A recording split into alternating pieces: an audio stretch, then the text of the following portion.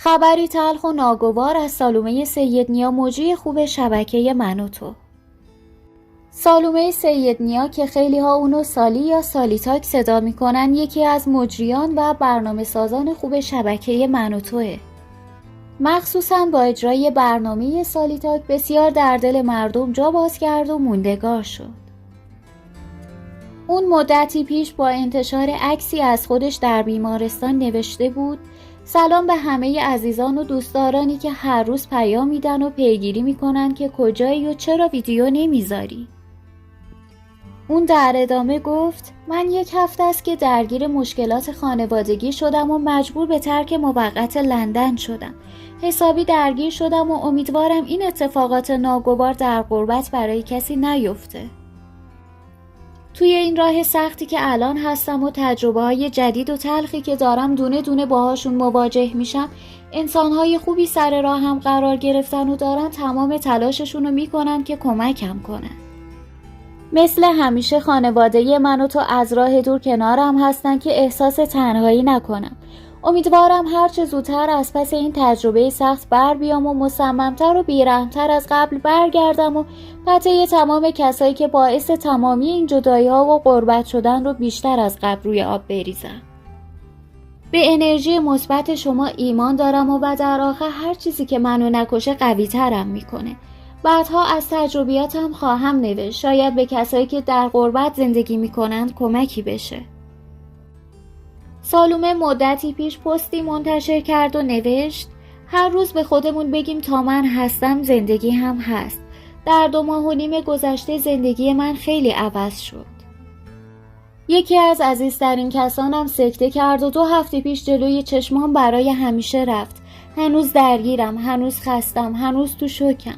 تجربه‌ای که داشتم دیدم رو به کلی به زندگی عوض کرد. سالومه در ادامه گفت: قدر لحظاتتون و عزیزانتون و سلامتیتون رو بدونید. وقتی توی کامنت ها از سالومه پرسیدن چه کسی رو از دست دادی، اون در جواب گفت: دایی عزیزم رو از دست دادم. ما هم از همینجا به این مجری خنده‌روی شبکه من و تو تسلیت میگیم و براش آرزوی صبر داریم. در ادامه با ما همراه باشید با مختصری از بیوگرافی سالومه. سالومه جزء اولین مجری‌های شبکه من و توه. این اواخر هم با تهیه کنندگی و اجرای سالیتاک بسیار درخشیده.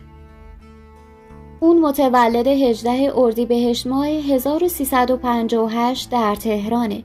اون دارای مدرک لیسانس علوم ارتباطات از شاخه خبرنگاری از دانشگاه آزاد تهرانه و فوق لیسانس مدیریت بین الملل از دانشگاه آکسفورد رو گرفته.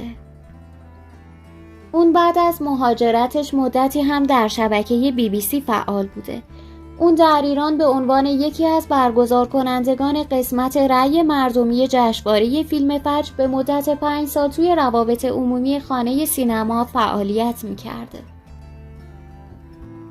اون توی سال 83 هم توی 1-2 تا فیلم بازی کرده که نقش خیلی کوتاهی داشته که معروف ترینش سریال مشق عشق به کارگردانی آقای بهرامیان بود.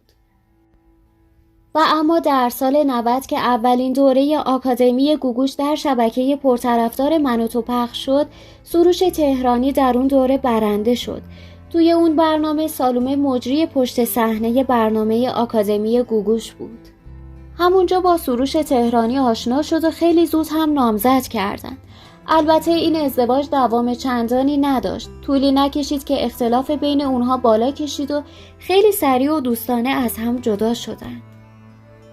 سروش تهرانی درباره علت جداییش گفته: سالومه دختر خوب و مهربونی بود، اما بعد از مدت کوتاهی متوجه شدیم گرایشمون به هم نمیخوره و اصلاً نمیتونستیم اون آرامشی که برای زندگیمون میخواستیم به دست بیاریم.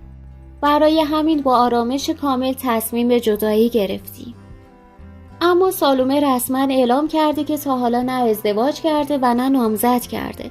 همیشه هم گفته من تا حالا هیچ وقت ازدواج نکردم.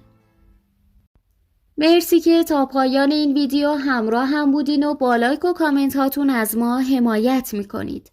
اگر هنوز عضو کانال ما نشدید با زدن دکمه زنگوله و سابسکرایب از ویدیوهای جدید ما با خبر بشید.